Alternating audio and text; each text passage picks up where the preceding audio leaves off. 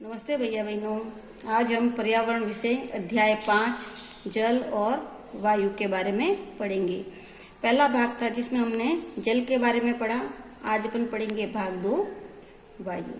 तो कल अपन ने जल के बारे में पढ़ा था कि हमारा जीवन जल के बगैर अधूरा है। हम पानी के बगैर ज्यादा समय तक जीवित नहीं रह सकते। तो हमें जीवित रहने के लिए जिस प्रकार जल की आवश्यकता होती है उसी प्रकार वायु भी आवश्यक होती है। हम जल के बगैर तो फिर भी एक दिन तक भी जीवित रह सकते हैं, किंतु हवा वायु के बगैर हम कुछ समय तक भी जीवित नहीं रह सकते। इसका आपको प्रयोग करने के लिए अपने एक बार नाक को बंद करो और देखो, हम कुछ सेकंड के लिए भी अगर अपना नाक नहीं छोड़े तो हमारा दम घुटने लगता है, हमें सांस लेने में तकलीफ होती है। तो हवा जो है, वायु जो है, वो हमारे लिए अति आवश्यक है। हमारे चारों तरफ वायु का एक घेरा होता है जिसे वायुमंडल कहते हैं। तो वायुमंडल किसे कहते हैं?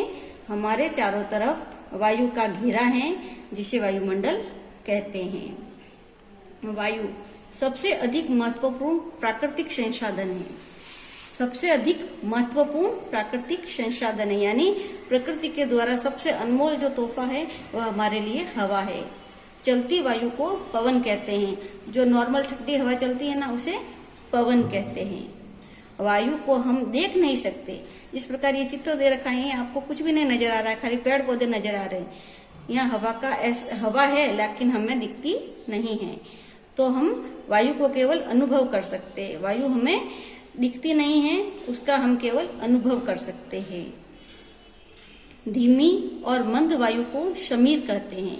जो धीरे धीरे ठंडी और मध्यम हवा चलती है उसको कहते हैं शमीर। तेज वायु का परिणाम आंधी होता है। तेज जब हवाएं चलती हैं तो वो उसके साथ मिट्टी, धूल, कचरा, कूड़ा करकट लेकर आती है और कई पेड़ पौधों को भी नुकसान पहुंचा देती हैं। तो उस तेज हवा को कहते हैं आंधी। और हिंसक और बहुत तेज पवन वो कहलाती है तूफान। बहुत तेज हवाएं चलती है जिससे बहुत ज्यादा नुकसान हो जाता है। कई पेड़ पौधे गिर जाते हैं, कई तारों के खंभे उखड़ जाते हैं, तार टूट जाते हैं और कई बार तो ऊंची ऊंची बिल्डिंगें भी इस तेज तूफान की वजह से गिरने लगती हैं। तो वो होती है विनाशकारी तेज पवन, उसको तूफान कहते हैं।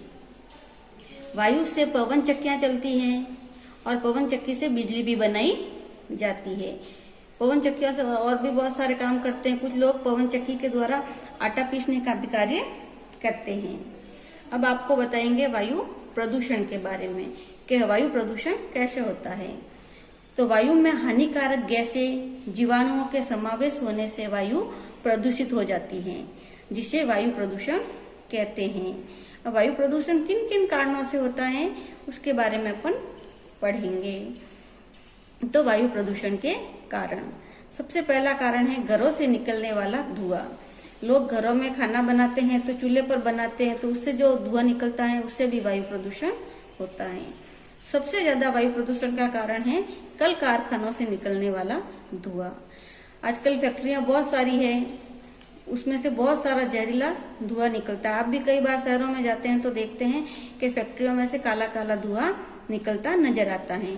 तो हमारे वायु के अंदर ये धुआं मिल जाता है और हमारे वायुमंडल को ये प्रदूषित कर देता है।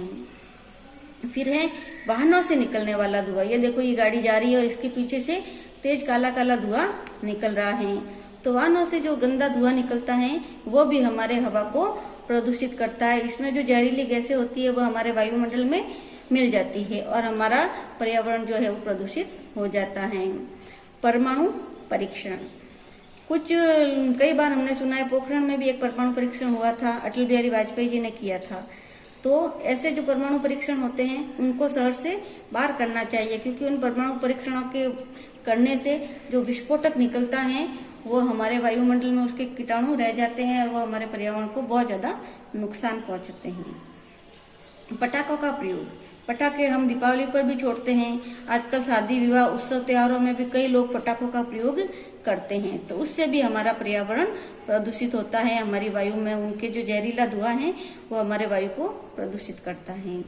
विस्फोटक सामग्री का उपयोग भी होता है आजकल, पहाड़ को तोड़ने के लिए, सड़कें बनाने के लिए, कुछ निर्माण कार्यों में विस्फोटक का प्रयोग किया जाता है और रास्ते बनाए जाते हैं। तो उन विस्फोटक के कारण भी हमारा पर्यावरण जो है वो प्रदूषित हो रहा है।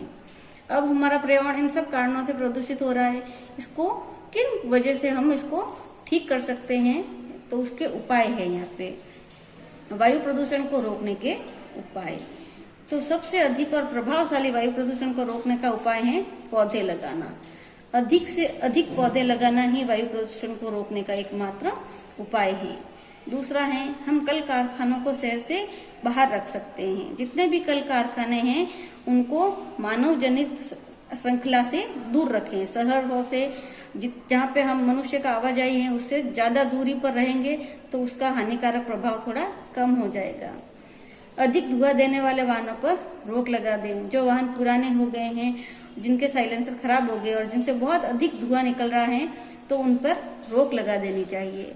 विस्फोटक सामग्री पर रोक लगा देनी चाहिए। बहुत आवश्यक हो वही विस्फोटक सामग्री का प्रयोग करना चाहिए, अन्यथा उन पर रोक लगा देनी चाहिए। पटाखों का उपयोग भी हमें कम करना चाहिए, हो सके तो नहीं भी करें तो भी चल सकता है। इसमें हमारा गृह कार्य है वायुमंडल किसे कहते हैं। तो हमारा पहला प्रश्न है वायुमंडल किसे कहते हैं। तो हम वायु सबसे अधिक महत्वपूर्ण, हमारे चारों तरफ जो वायु का आवरण है उसे वायुमंडल कहते हैं। वायुमंडल किसे कहते हैं, हमारे चारों तरफ वायु का जो घेरा है उसे वायुमंडल कहते हैं।